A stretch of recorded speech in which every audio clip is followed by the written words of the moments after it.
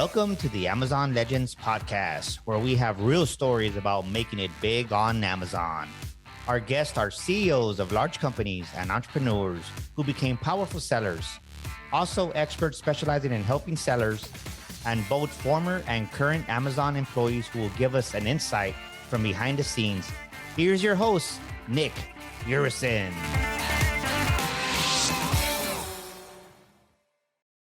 Welcome to another episode of Amazon Legends. My next guest today was actually elected Emerging Entrepreneur of the Year 2019 as, for the Elevator Awards. And he founded and sold Beast Gear. And this was the first acquisition by Thrasio in Europe. And he now works with sellers strategically to maximize their business value. So he's also a nature nerd, music and exercise fan all together. I'm sure he's found a way to do them all at the same time. So maybe running in the nature while listening to music. So everybody, meet my guest, Ben Leonard. Welcome to the show, Ben. It's good to be here, Nick. Thanks for having me. So you built an Amazon business and sold it for big bucks, and now you advise sellers to be able to do the same. So if you could share with us one piece of advice for Amazon sellers building their private label, what would that be? Make lemonade out of lemons. There you go. When life gives you lemons, make lemonade. That's a better way to put it. Yeah. Okay. So what does that mean in terms of a seller? So define the lemon for the seller, and then we'll obviously figure out the lemonade. Yeah, it means embrace difficulties, because I see people posting all the time in the Facebook groups and the Reddit and the Discord chats when they're talking about e-commerce and particularly Amazon about how difficult things are. You know, they're banging their head off a brick wall. They've come up against this latest obstacle. And you can't change that. It will always be like that, especially with Amazon. Amazon can be really tricky at times. And so rather than get so downhearted when there are difficulties, consider that maybe that difficulty is going to end up being an advantage for you. And actually the obstacle is the way, right? Which is actually the name of a really great philosophy book by Ryan Holiday. The obstacle is the way. So let me give you an example. So tell me how this becomes an opportunity. So just one of the latest posts in one of the Facebook groups that I'm in. The guy says, I have 7 pictures. Mm-hmm. I uploaded them. Well, I put them in my flat file. Mm-hmm. It shows up in Seller Central. And when I go to the listing, one of them doesn't show up. Yep. So why? Now, obviously, it's very frustrating. So tell me how this obstacle becomes an opportunity. Straight off the bat, that particular obstacle, whilst incredibly annoying at the time, becomes a learning opportunity, because every time you have a difficulty in e-commerce, it's an opportunity for you to learn. And consider that many of your competitors will just, as soon as they come across an issue like that, they'll just give up. And this is why I talk to sellers all the time who have really under-optimized listings. For example, images, as you've just mentioned. And I say, why are you not using all of your image slots? Or why is your A+ content or enhanced brand content missing this, or this? Or why have you not uploaded your video to this section? And the answer they gave me is, oh, well, I had a problem and I submitted a ticket and I didn't hear back, so I just left it. Okay, so let's, because this is everybody's pain point that I see it online. I also hear from my clients, and I experience it with my clients. When we're doing stuff, things don't always work. So take this example of the image is not showing up. So how do you, what would you do with this so that it becomes something that you learn from? Well, the first thing I would do is exactly what this person has done. They've gone to the community to find out. You know, I guess the hierarchy of trying to figure these issues out, if we're going to get like really nitty gritty for a minute with like specific issues when it comes to Amazon, I think for me, the path is simply, one, ask people personally who I know who are also e-commerce or Amazon sellers. So that might be in WhatsApp groups or messenger groups, that type of thing. 2 is go broader, go to Facebook groups, and they need to be good ones. There's plenty of terrible Facebook groups out there. But make sure that, sense check the advice you get there, because a lot of people give terrible advice in these groups. And if you don't solve it those ways, YouTube, it's a phenomenal resource. There are so many great YouTube channels which will teach you. You search for your problem, and chances are somebody solved it and they put it on YouTube for you. The next stage is probably go to some kind of an expert, like an ex-Amazonian who specializes in fixing these kind of issues. Chris McCabe is a great one, for example. And finally, submit a ticket to Amazon. Mm-hmm. So, okay. I mean, there's a few things. So just playing devil's advocate for the listeners' benefit. So you're right. There are so many Facebook groups, and a lot of them are really just mediocre at best. However, it's also not about the group, but the people in the group, right? Some of them may be really good, but some of them not so good. Some of them simply don't know. And so differentiating between the people who are posting in that group. So when you post a question, you're going to get a bunch of answers. How do you know which one to trust? I guess you could look for some kind of consensus, right? Yeah, look for consensus, but also make sure that and you can do this in Facebook groups, right? You can look back. You can click on a specific person, even if you're not their friend on Facebook, but you can see what has been their activity in the group. So then you can go back and see, well, what else is this person saying? And does it generally make sense? Yeah. Or is this a person who's just kind of regurgitating something they think they've learned somewhere else, which may be completely out of date or completely false, or hopefully they're not, and this is unlikely, but hopefully they're not trying to give you some sort of malicious answer that's going to mess it up even more for you. A lot of this is just using common sense. Yeah. And you mentioned YouTube as the next thing. Now, with YouTube, there is a lot of outdated information, because once you upload something to YouTube, let's say Amazon comes up with something about how to update item data. And now the next thing is, like, the easiest one is search terms, right? So search terms, now you have so many characters. Before it was different. So if you find a video that's outdated, that's the danger. So how would you avoid those situations? I would be ensuring that you are watching a video that is recent. I would check if the video that you have watched, I would go look at the channel for whoever has created that video and see if they have created a new video with an updated version. And I would search around and find channels which are frequently updated and subscribe to them. So my favorite channel for specific nitty-gritty tactics is Stephen Pope's channel, my Amazon guy. Other than that, I subscribe to a lot of channels which sort of provide more broad general advice rather than specific tactics, and then they don't go out of date, right? So it's about having a balance between business principles, which are timeless, and then specific tactics and making sure you're staying up to date. Yeah. And the next one that you mentioned is go to the experts. So Chris McCabe, you mentioned, he's a former Amazonian. In fact, he used to be a seller performance guy, right? Yes, that's right. And so, he's a great one, for instance, and there's quite a few, have a quick search around for I'm a big fan of talking to two groups of people. One is ex-Amazonians who actually understand if your problem is like a specific Amazon thing, and trying to either fix a glitch or find a human being in Amazon who's actually going to talk sense to you instead of some terrible copy paste.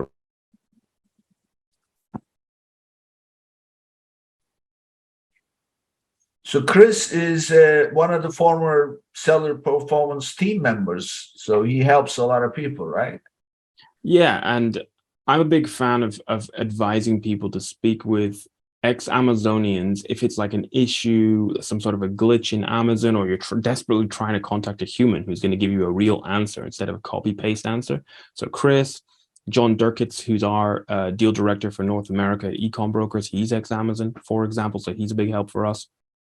And on the other hand, the other group of people I love to direct sellers who have difficulties to talk to is sellers who actually have a track record of having been there and done it.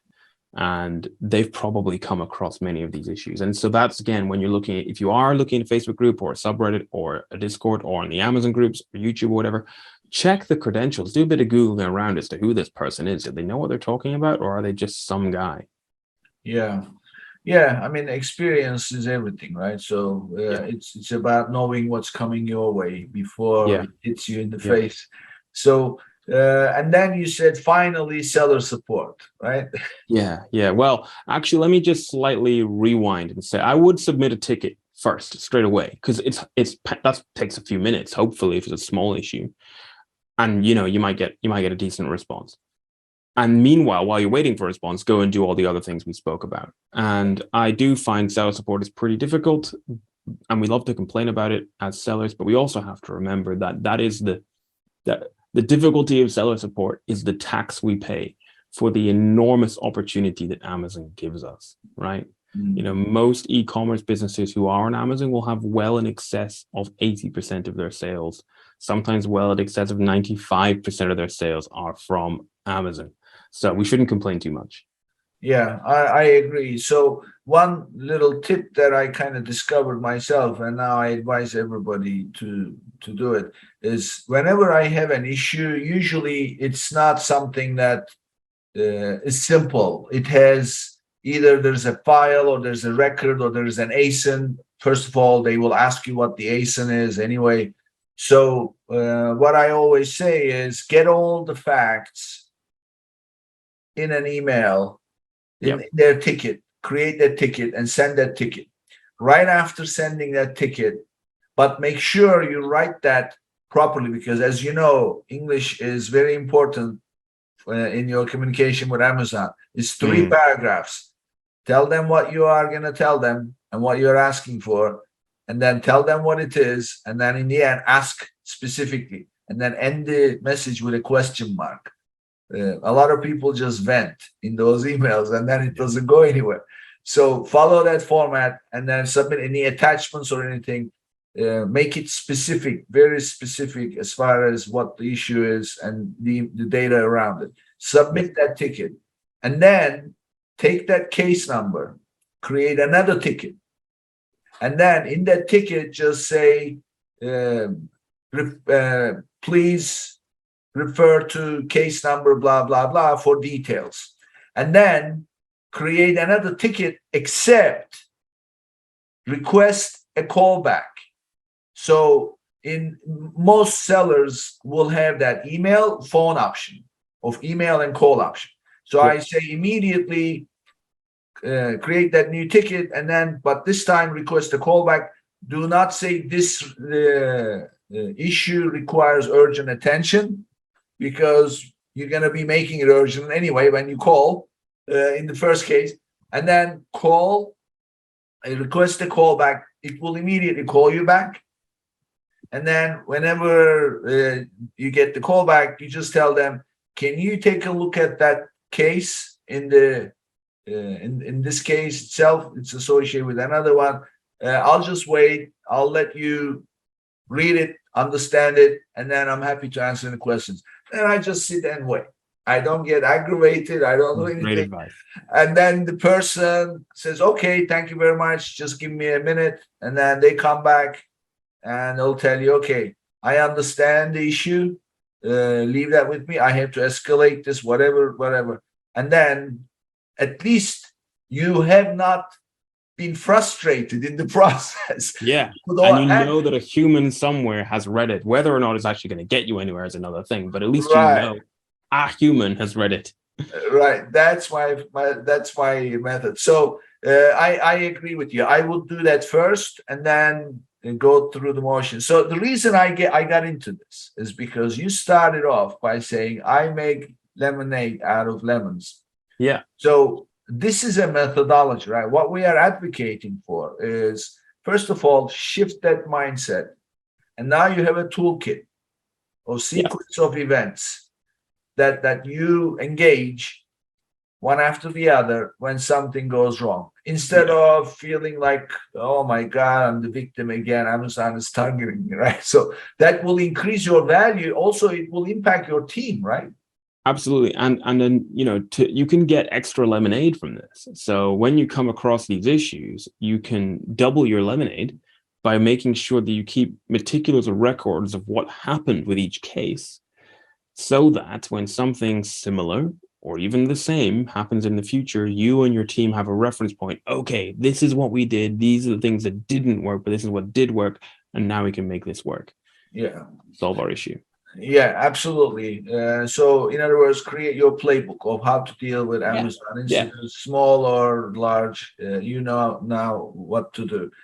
So, give us some examples. So, in terms of, I mean, you are the big picture guy in terms of, okay, you're running a business, you're running into these situations, but your main message is whatever the difficulties you have, embrace it. Do not have the mindset of frustration and just revolt against it. Instead, just embrace it and learn it and get good at it and then turn it into a playbook. That's what you're saying. Why does that increase the value of your business? Because ultimately, when you overcome these difficulties, there are opportunities on the other side of them. So, let's take the specific example you gave me before. The guy in that Facebook group who's having problems with his images. If he just gave up, he'd have an under-optimized listing. If he actually jumps through the hoops, overcomes the barrier to get that fixed, he's going to have a better listing, which is going to result in a better conversion rate, more sales, more profitability. The flywheel will spin. His business will generate more top line and bottom line, which makes it more valuable. Mm-hmm. And you can apply that thinking to pretty much any obstacle you come across in your business. So give us some examples of the work that you currently do with sellers. What is common? What is it that people focus on that really does not bring much value, but how do you help them? Well, one thing that I see a lot of is people approaching us and saying, I heard there are organizations out there that will pay me a lot of money for my business. Can you take a look? And we take a look, and there's a few problems. The first problem is that their business is not worth anything near what they think it is, because it's actually really still too small. Being small in and of itself is not a problem, just means you got some work to do to get bigger. But then the key underlying problem that we see is people, not all, but a lot of people are still living in this past era from sort of between 2014 and 17-ish of sell stuff on the internet and make some money. There's sort of nothing wrong with that, but you ain't going to build a sustainable business that's actually worth something, because what investors want is a brand. They want sustainability. They want longevity. They want a raving cult-like following of fans who are loyal to your brand, feel excited about your brand, maybe even love your brand, and will continue to buy products from you. And a brand which isn't just stuff selling on Amazon. It's not just an Amazon account, but which they can sell on all sorts of different channels, maybe even in retail, all over the world. So the key that I think people need to focus on really is brand. Okay, so what you are saying is do not focus on profit or sales, focus on building value. When you do need to think about profit, you need a profitable and growing business for it to be of interest to a buyer. But when you underpin that with a strong brand identity, the business becomes that much stronger. I mean, if you think about it this way, if you sell some stuff with no real brand identity and nothing that you would consider, if people think about what are your favorite hobbies and interests, I bet you have some favorite brands associated with that, right? If you're into fishing, I bet you have some favorite brands that produce your fishing gear. I bet you have some favorite food brands that are sitting in your cupboard right now. How do those brands look, feel, behave, and what assets do they have in terms of a website, social media, email marketing, et cetera, et cetera? If you're not doing that, then there's no word of mouth, there's no loyalty, there's no attachment, there's no excitement, there's no repeat custom. And if you do that, then the profitability, the growth that you just mentioned, that will come that much faster and that much more sustainably. And you can be a lot more sure that it's going to be there in the future. So a buyer will find it a much more attractive proposition to invest in. Yeah. I mean, at the end of the day, you're talking about, well, there's two, as you know, there's two business models if you're selling on Amazon or frankly anywhere else. You either buy and resell Mm. items that are in demand, or you create your own brand and sell the items under your brand, which they call private label. So there is no value. You're not building value in a reseller operation, right? That's the bottom line. Pretty much. There are some huge reseller organizations out there, and there is some value attached to the IP they have created. They've created incredible systems and processes and methodologies, and even their own tech for identifying products they want to buy and then resell. Yeah. But it is significantly more difficult to sell that. Yeah. So that means the business model becomes build your own private label. So I mean, that's what we tend to talk about on the show. We are always talking about how to build a successful Amazon account for your private label products and how to scale it. That's our subject. But even there are differences between them, and just because you decided to create your own private label, that's not enough, right? So you have to do it the right way, and then you also have to be able to scale it. So give us the difference in the value that people create based on how they handle it. So give us some examples, like this one was a private label business, but this is what they were doing, which really impacted their value. Can you share some of those? Yeah. Had a client who had over 120 million views on TikTok.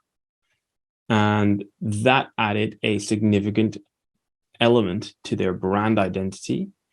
And it added a significant amount of momentum to the flywheel of their business. And it wasn't, some buyers might have said, oh, well, we're going to have to keep putting in effort to move this TikTok flywheel. But actually, they had a team and a set of automations and processes in place to ensure that they were constantly creating that content. And their strategy was applicable to any and all social media channels. So it worked on YouTube, worked on TikTok, worked on Instagram, worked on Pinterest, worked on social media channels that haven't even been invented yet. And that made that business worth more than another business that might have been in the same niche, doing the same sales and profit, but you're able to get a much higher multiple for it because it's looking and behaving and acting like a true CPG brand rather than somebody who has slapped a label on something, called it a brand, and they think they have a brand. A lot of people, they think I've got brand registry and I have a trademark. Woo, I have a brand. It's like, well, you don't really, until you start actually behaving like a brand. Give us some. We had a guest a while ago. He was going through certain parameters to value a business, an Amazon business, private label business. So imagine you are doing surgery on an Amazon business. What are the things that you're looking at to determine its value? And what should that be, the values that you're looking at? Yeah, we want to look at the seller's discretionary earnings, right? And so that is also known as EBITDA. Essentially, sales discretionary earnings is an adjusted EBITDA. And some people listening will not know what on earth I'm talking about, but sales discretionary earnings is commonly abbreviated to SDE. So you might hear that flying around quite a lot, which is essentially your net income plus something called add backs and something called adjustments. If people want to do a sort of a back of an envelope calculation in their head right now, call it your profit, right? Just it's not your profit. Call it your profit, right? Until you've actually spoken to the likes of us who can actually help you calculate your true SDE. So I mentioned two other words there that people might be bamboozled about. What are add backs and what are adjustments? Add backs, when we're valuing the business, when we're calculating your SDE, we add back, or rather we remove from the loss part of your profit and loss sheet costs which a new owner won't take on because either they were one-off, so you paid for that trademark, you paid for that video shoot, you paid for that legal consult. New owner is not going to have to do that ever again. Let's wipe that off of the lost part of the P&L sheet, or they are recurring, but it's not going to apply to the new owner. Your monthly accountancy fee, new owner's already got an accountant. Your monthly mastermind fee, new owner is not going to be in your mastermind. Your Helium 10 subscription, new owner is not going to need that, right? For instance, right? And then there's adjustments. So that's when it's the job of your broker, if you're working with a good one, to squeeze as much value out of the business as they can and search for opportunities to adjust your SDE up. So, for example, suppose, typically we value a business, we calculate this SDE based on your last 12 months business performance. Well, suppose 3 months ago, you managed to negotiate a new lower price on a product. Well, it wouldn't be fair to you if the new owner is going to get the benefit of that lower price and hence higher profit going forward, but it's only contributing 3 months to the last 12 of your SDE. So we would adjust back the way as if every sale you made in the last 12 months, you bought that item at the new lower price, and that pushes your SDE up, which when we apply a multiple, and multiples in e-commerce right now are sort of between 2 and 6. So let's say we apply a 3.5 multiple, you're going to potentially add hundreds of thousands, if not millions, to your SDE, which is quite remarkable. Or sorry, to the value of your business, which is incredible, really. Yeah. Okay. So you start with the adjusted profit calculation to determine the value of it. So what else do you look at in terms of? We want to know about growth. We want to know about growth. So we want year-on-year growth to be, at least 20%. Business potential buyers want to see growth, and they want to see growth potential. So I like to talk to sellers about let's set up some levers that a buyer can easily pull after they've bought your business to get a faster return on their investment, which does two things. One, it makes the buyer happy and therefore more likely to buy your business. But two, it means you're more likely to hit any earnout targets. And three, it makes your business more valuable because a buyer is willing to pay more for it because they can see the growth opportunity. Mm-hmm. So it might be you've developed a bunch of products that the new owner can launch, and you might even be able to consult with them on launching them. It might be that your brand is not yet selling on certain channels, but the new owner has bigger resources to get you selling on those channels or to move you internationally, for example. Those are just a few examples. So I have a question on this. So let's say that you're successfully managing your Amazon operation. You've got 5 SKUs that you're doing very well, a couple of parent with few variations under it, and you want to sell the business. But at the same time, you have 3 other SKUs that you started to develop, but you don't really have the marketing budget to launch them, or you don't have, whatever the case may be. They are sitting, on the sidelines waiting for you. Yep. Which one is worth more? A business with a good operating seller with those opportunities on the side versus a business that have realized those opportunities, now even grown further, but no growth opportunity. Which one is more valuable? Because the time is going to be the cost, right? So what is better for the seller? Should I just execute this? I know how to do this, but how much more is it going to add to my valuation? What is it? So if you're sitting there with a good business and some opportunities to grow it more, and you have the resources to do so, then do so.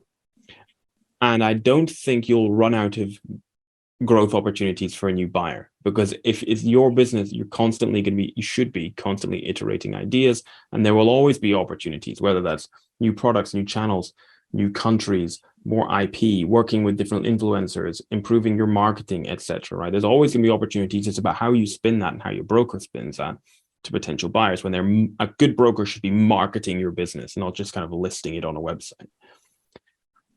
Your other point about a business that doesn't really have any of these opportunities, I don't think that exists.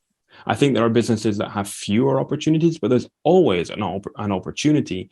It's just about how easy it is for a new owner to take that opportunity, and whether it has been set up nicely for them to pull the lever, or is there going to be actually quite a lot of work for them to do because they don't want to do that work. They'll just move on to the next opportunity of a business to buy.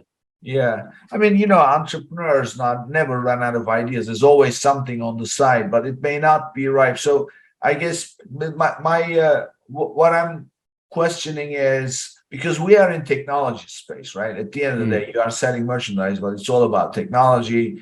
And there's all these big boys, Amazon, Walmart, things are happening, and then and Amazon has an ecosystem. So I'm just wondering, I'm doing X number of dollars in sales. This is a viable acquisition candidate, and I've got these three other things on the side. You know what? I don't know what's going to happen 2 years from now. By the time I built those three, I'm better off taking the money now versus no, I'm going to keep going. That's the judgment call. I wonder which one is a better idea. Well, yeah, and that's the judgment call, and every business is different. And what's important to help you make that judgment call is a couple of things. One is taking a step back, having a cup of tea, asking yourself, what do I value? What are my goals? What are my aspirations? What's right for me and my family? Asking yourself honest questions about the strength of your business, the potential it has, what's going on in your industry, and what might happen in your industry. And also the buyer. You need to be doing your due diligence on a buyer as well as them doing due diligence on you. You need to be asking them questions and figuring out if they are the right buyer operationally to take the business where it could go. Because if they are, then you can have your cake and eat it, because the right broker who will connect you with the right legal expert when you're negotiating the final deal will make sure that the deal is structured such that you can benefit on the upside. Yeah. So, okay. So we talked about the profit, we talked about the growth potential, and then how it impacts. What else do you look at when you are evaluating a business? We're looking at so brand growth. We want to make sure that the business, how risky is the business, right? What niche is it in? Is it at risk of the products becoming obsolete for technological reasons, for example? What about legal issues? Have there been legal disputes? How's your IP position? That type of thing. And buyers want to know all of this, so it's important that is kind of sorted out early doors. So how does if you have your trademark, a lot of sellers get invited now. You can just have an application with a serial number and you'll get invited to brand registry. What is the impact as a percentage, if you can give us? Someone who has an issued trademark versus someone who is pending? Pending versus issued. I think, if I'm being honest, it's a buyer's market, right? And they have a lot of opportunities. And if they can they'll run it through their legal counsel. And if they can be confident that the trademark is going to come through, then they probably still execute the deal. But if there's any hesitancy, they either won't do the deal or they'll wait, or if they wait, even by the time you've got your trademark through, they might have moved on to other opportunities. Which is why you should be getting that. Shouldn't even be an issue, because your trademarks and your patents should be under control way before you come to try and sell your business. I see. Okay, so your advice is make sure your trademark is all signed, sealed, delivered. It shows up on USPTO.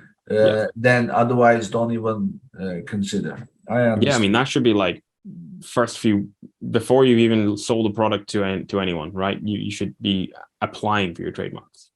Yeah, I mean, I would, before they make the latest change, you would go through IP Accelerator. That would just get you on brand registry, and then you would operate as if you own the trademark. But now, as long as you have something, you can get in there. But that doesn't mean that, because at some point, trademark may be rejected and you'll be out of brand registry as well, right? Yeah, and you got to remember, brand registry is nothing. Brand registry is just a scheme that Amazon invented, right? And Exactly. Amazon, albeit they are like one of the biggest, most powerful organizations on the planet, it's still just their thing. It's not law. That's not a trademark. Exactly. It's really useful for using Amazon's platform, but it's not a trademark. So for the listeners' benefit, do not even consider selling your business or put 5 minutes into it unless your brand is completely registered and it's over.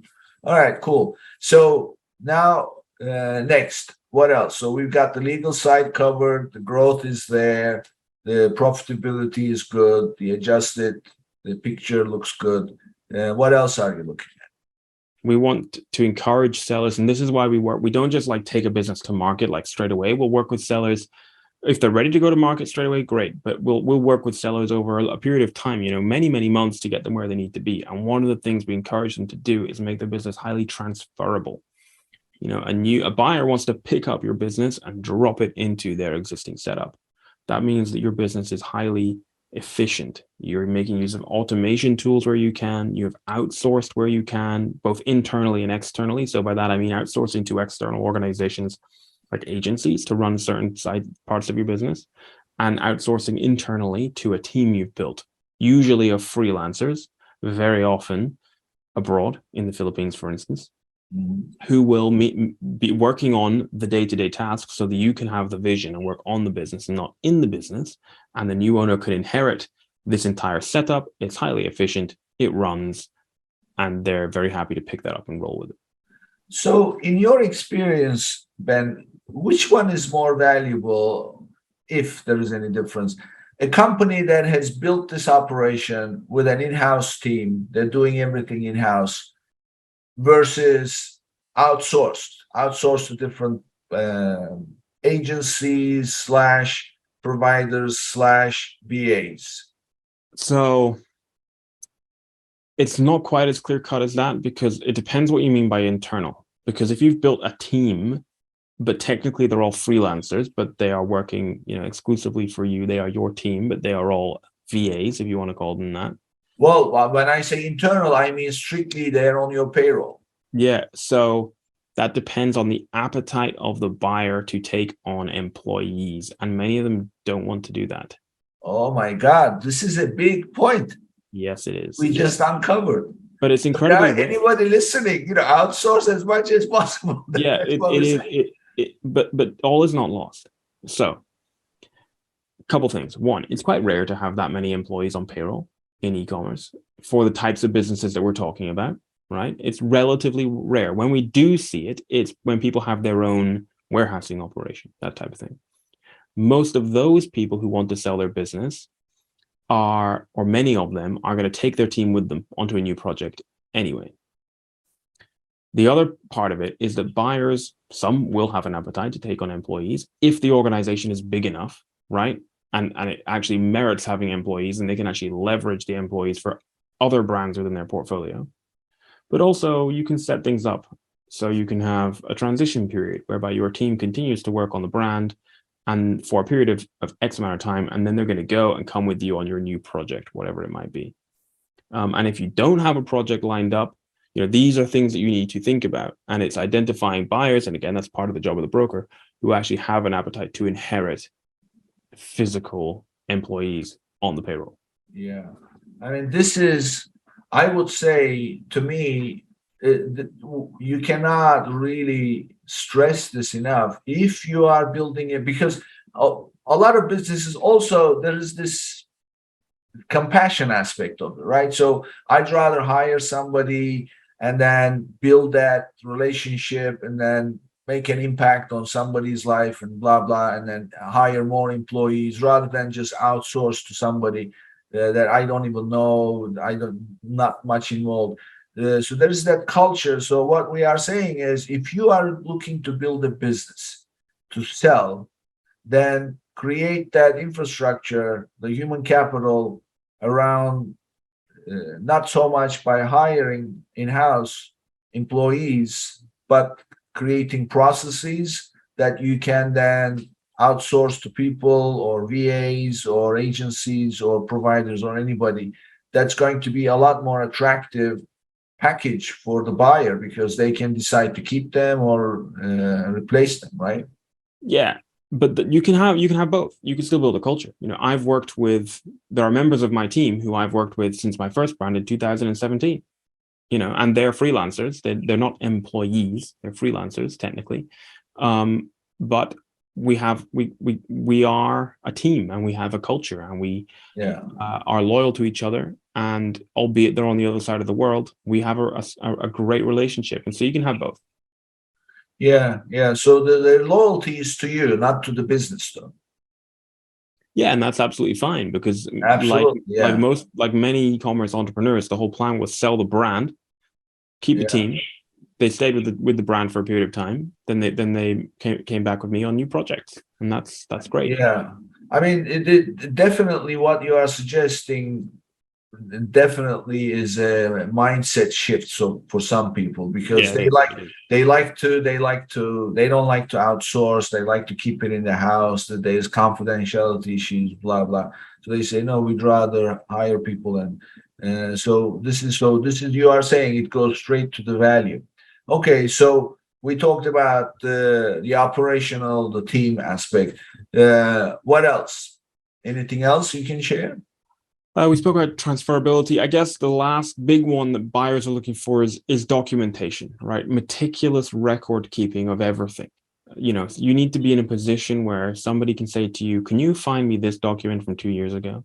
And that means your accounts, your tax filings, your safety certificates for your products, audits of your suppliers, records of third-party inspections of your suppliers, your company certificates, your trademarks that we spoke about, any particular marks that your products need. Like in Europe, they might need a CE mark. In the UK, it might be UKCA mark. They might need special marks for PPE or toys or whatever it might be.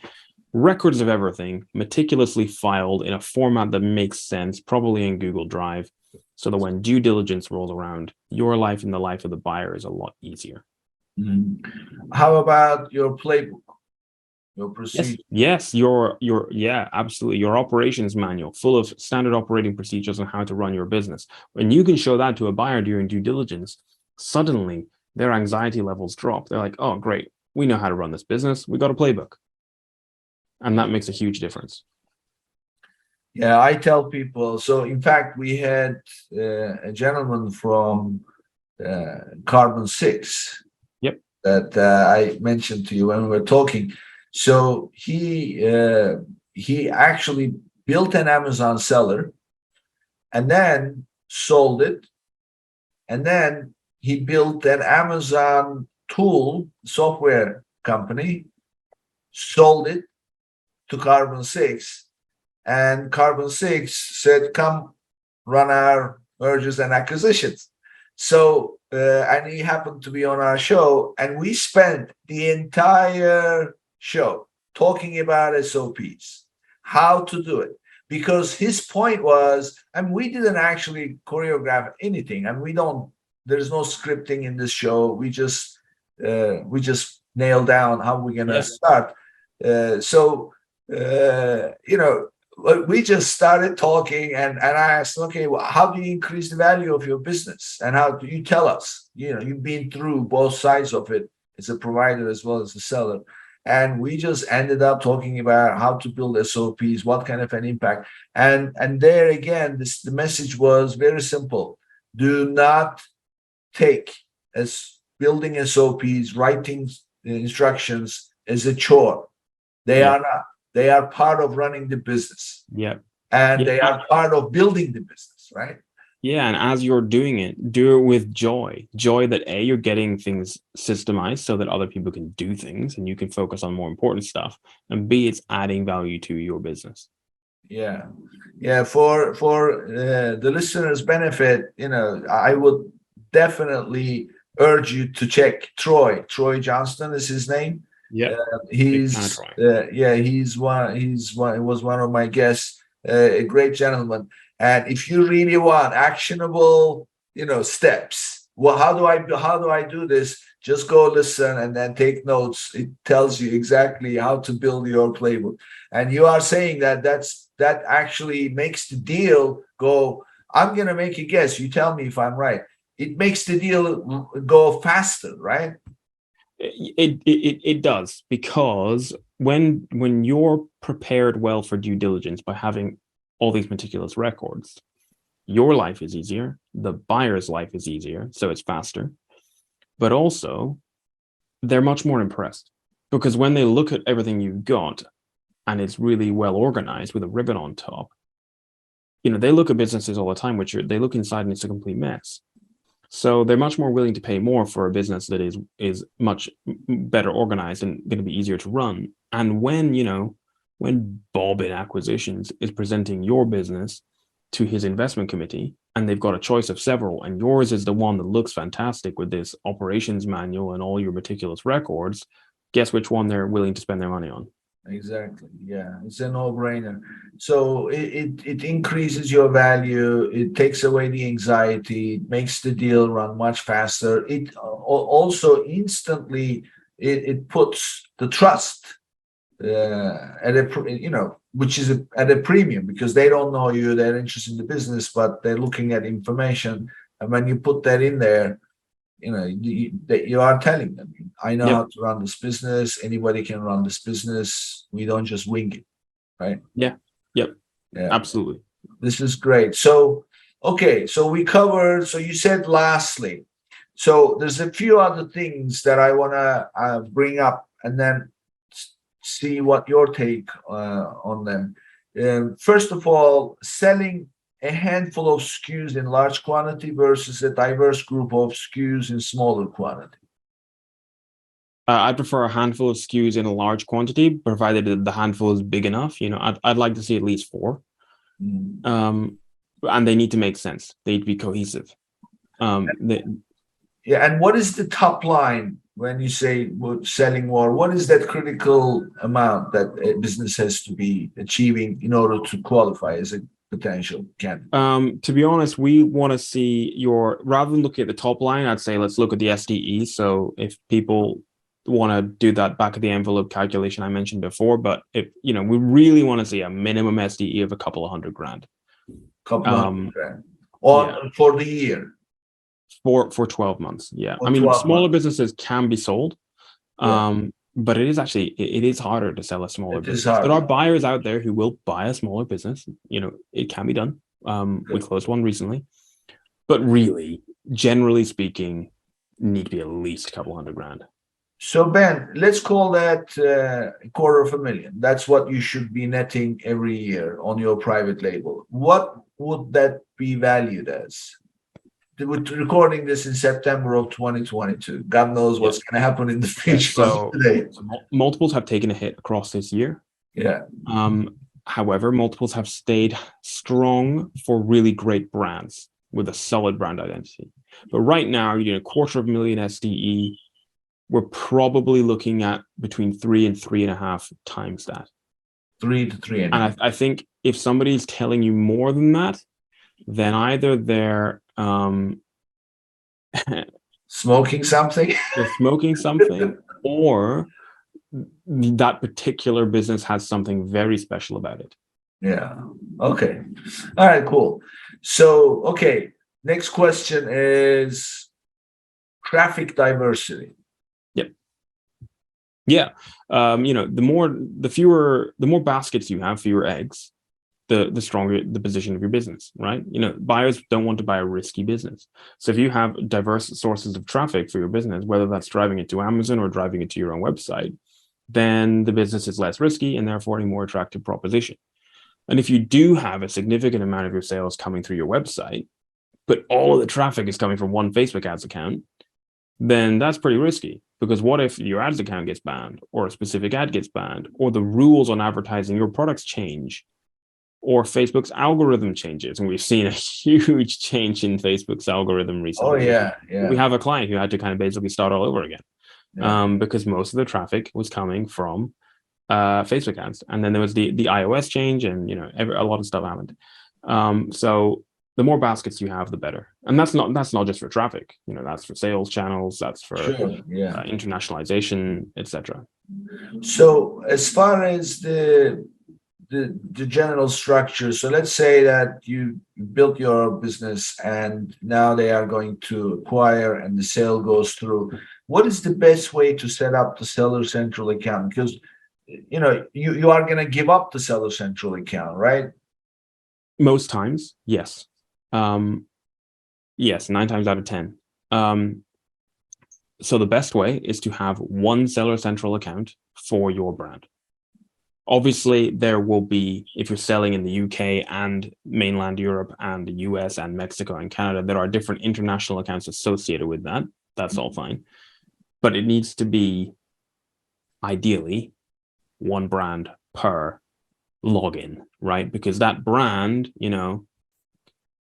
Nick's brand will be associated with Nick's company LLC, right? Mm-hmm. And then if you have another brand, Nick's brand number 2 will be associated with Nick's company number 2 LLC. It makes everything much neater and tidier from a legal perspective. So, trying to tease out the data, trying to pull out different brands from a seller central account and determine the numbers associated with each brand can be a real pain. So if a company has multiple brands, like for example, take Procter and Gamble, right? They have many brands. So you're suggesting if Procter and Gamble was going to sell, they would have to set up a separate seller central account for each brand?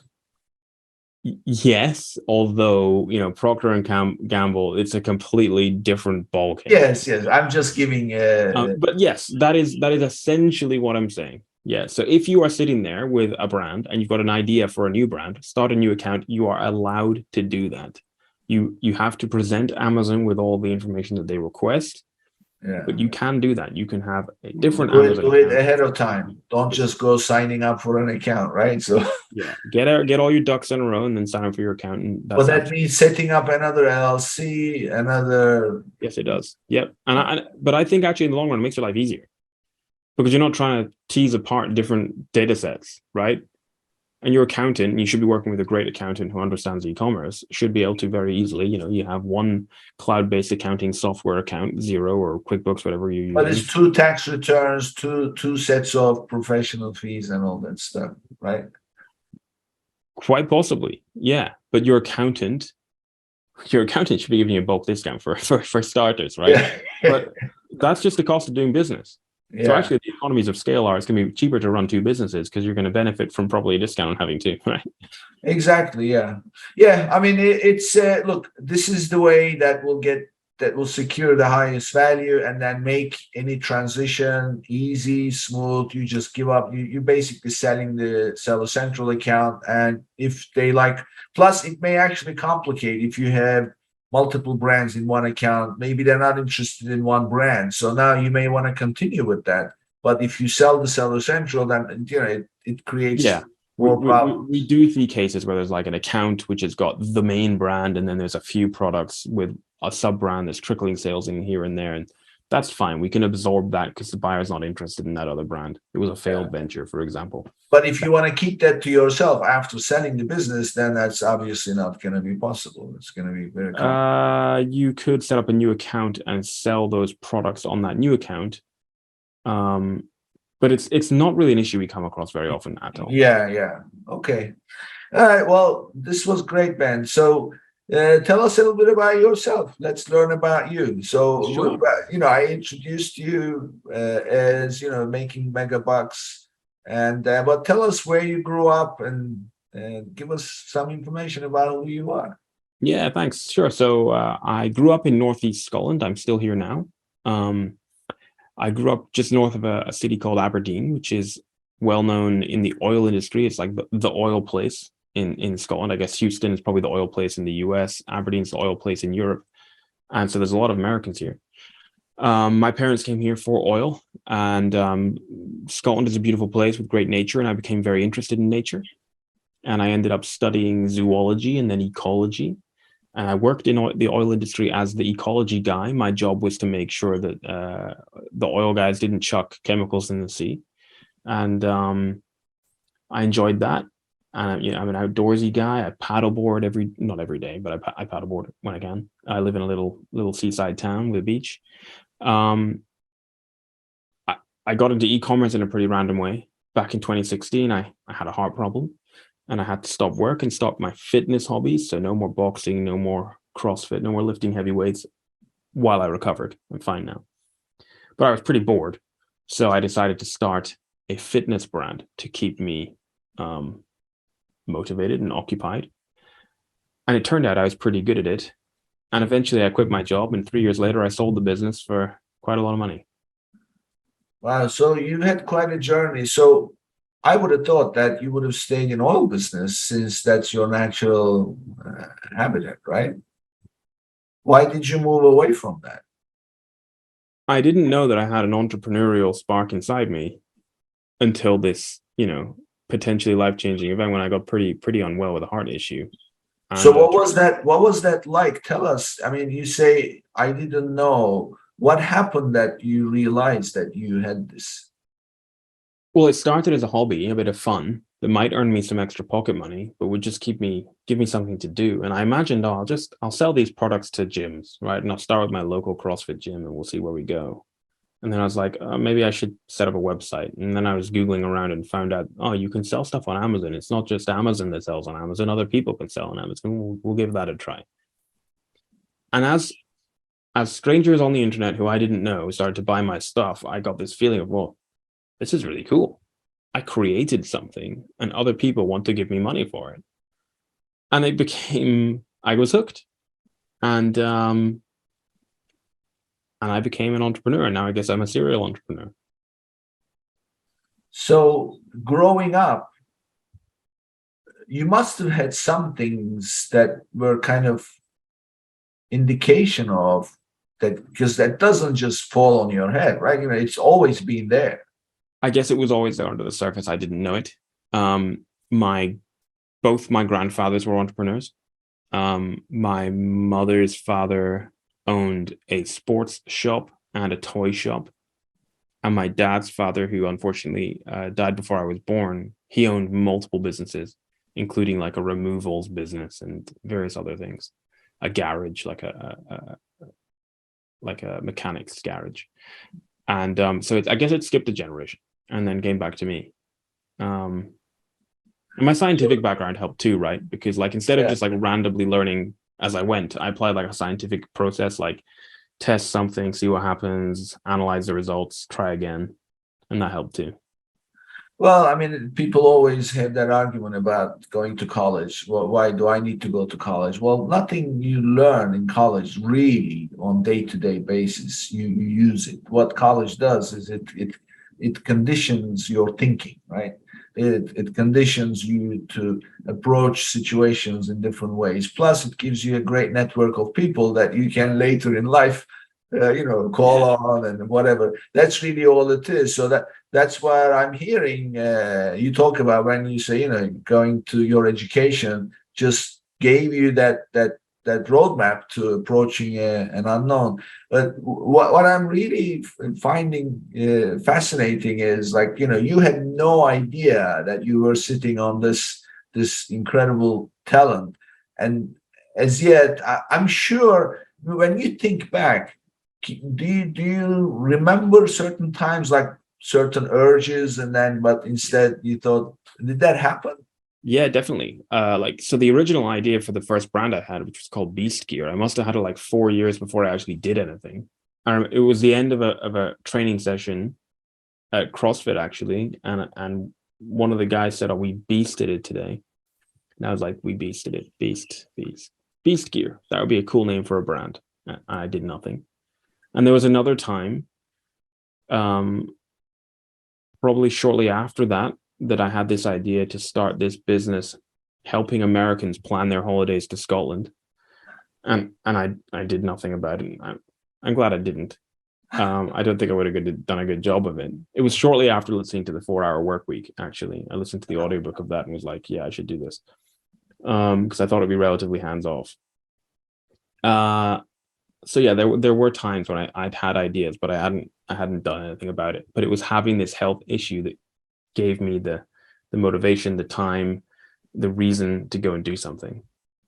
So when you decided not to do anything, was that like laziness, habit, or afraid? Probably just feeling a little bit overwhelmed I don't know how to do this. I'm not qualified to do this. I don't know where to start. And then the difference when I actually did something was I just gave myself permission to just try shit I was totally unqualified to do. Well, you just said something that's so true. You gave yourself permission.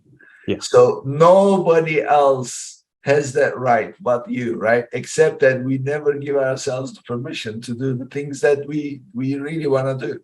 Absolutely. And so that's the thing, right? I had no business experience, no marketing experience, no product development experience, but I just went and tried. And so that's what everybody should do. You know, if you have an idea, just get started and see what happens.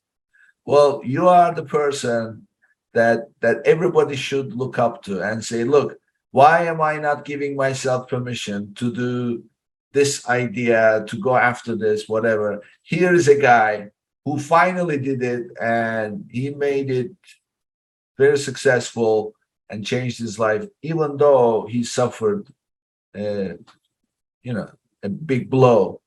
And don't wait, because there's no tomorrow, right? Tomorrow is today. So yeah, absolutely. Give yourself permission to be successful. Love that. Yeah, that's what you did. Yeah, I think that's the way to sum it up. Yeah. Great. So Ben, give us your contact information. We'll obviously put that on the website and with the episode wherever it shows up. But how sure. Yeah. So our website is ecombrokers.co.uk. It's a UK domain, but we're all over the place, and we have a deal director, John, sitting in Chicago. You can email me, ben@ecombrokers.co.uk. I'm on pretty much every social media channel. My handle is @BenLeonardPro. Ecom Brokers is on most channels. Ecom Brokers. Those are the main places. Great. So I'm sure people will reach out. So anybody who is looking to sell their business or contemplating on building a business, well, there's your guy. He'll give you the roadmap. You listen to the show in entirety. You already have that roadmap. So reach out to Ben. And this was a great pleasure, Ben. It was great to have you. Thanks, Nick. Really appreciate it. Great. And that brings us to the end of another episode, and I'll see you on the next one. Thank you for tuning in to today's episode. Be sure and subscribe, rate, and review our show. And be sure and share an episode with a friend. And thank you so much for being with us today. We'll see you next week here on Amazon Legends.